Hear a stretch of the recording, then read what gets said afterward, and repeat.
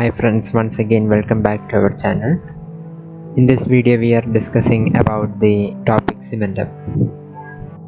The cementum is an avascular mineralized connective tissue and it is considered as a part of periodontium because it gives attachment to the periodontal ligament fibers and it possesses the capability of regeneration. Similar to bone in physical, chemical and structural properties, but it is avascular unlike bone. The physical properties: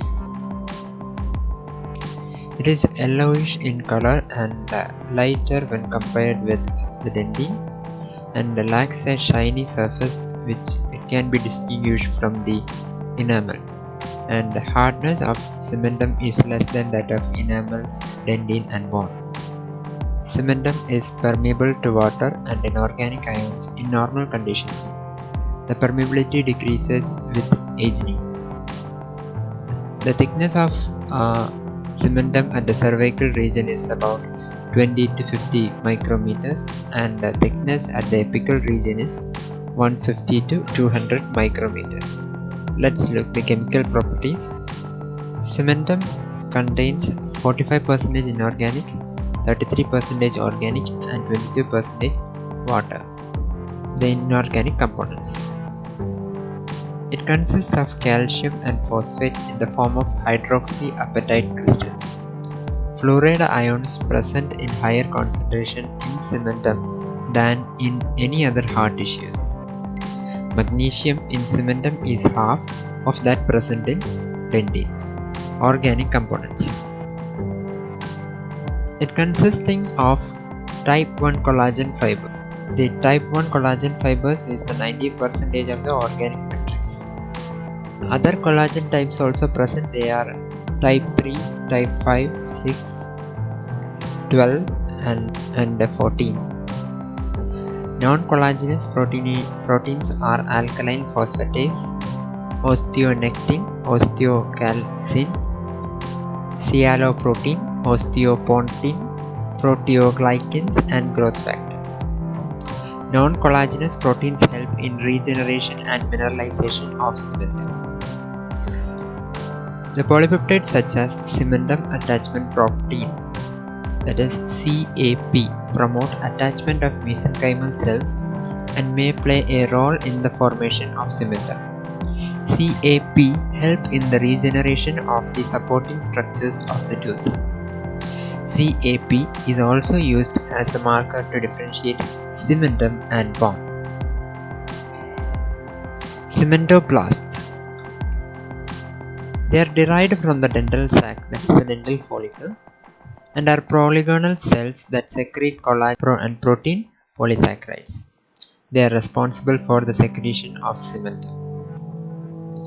Then cementocytes. The cementoblasts are entrapped in the matrix during the deposition. These are called cementocytes, and these are seen in spaces called lacunae, and they possess processes lodging in the canaliculi seen directed towards the periodontal ligament surface, and this is in contrast to osteocytes. This appearance in the cementocytes notifies that the periodontal ligament surface is the source of nutrition supplied to these cells. As the cementum formation continues, the Sharpie's fibers from the periodontal ligament are inserted into the cementum matrix and provide attachment between the tooth and the alveolar bone. The classification of cementum. We can classify the cementum on the three bases. On cellularity, the cementum is divided into two: acellular cementum and cellular cementum cells. Based on presence of collagen fibers, the two types are afibrillar cementum and fibrillar cementum. Then, based on origin of matrix fibers, in extrinsic cementum, it contains matrix fibers derived from the periodontal ligament. Intrinsic cementum contains matrix fibers derived from cementoblasts, and mixed fiber cementum contain both extrinsic and intrinsic fibers. Acellular Cementum. It extends from the CEJ and covers the cervical and middle third of the root. Since it is deposited first, it is also called the primary cementum. As this type of cementum secreted slowly, there is sufficient time for the cementoblast to move away from the secreted matrix.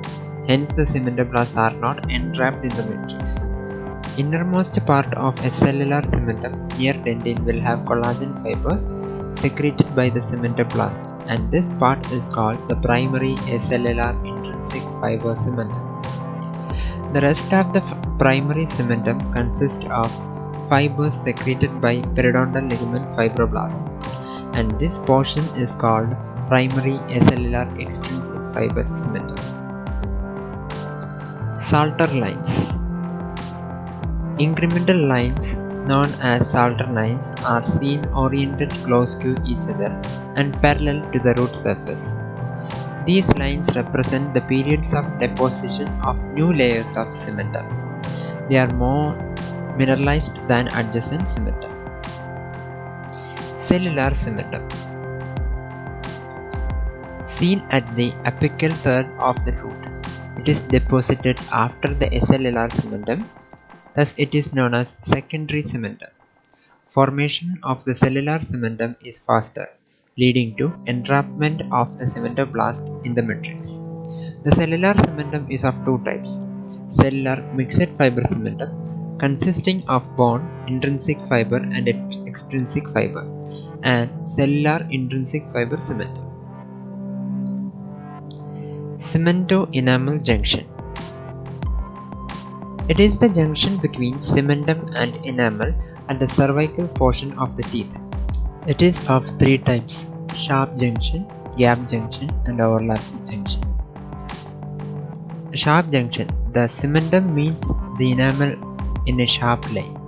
This type is seen in 30% of the gap junction.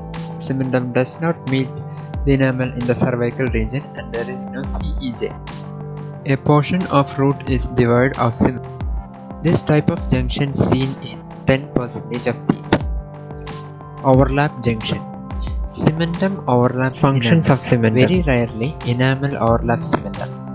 Most common type of CEJ seen in 60% of teeth. Anchorage. Cementum provides a medium for attachment of periodontal ligament fibers, thereby helping in binding of tooth with alveolar bone. Acellular cementum is mainly involved in the attachment process. Adaptation.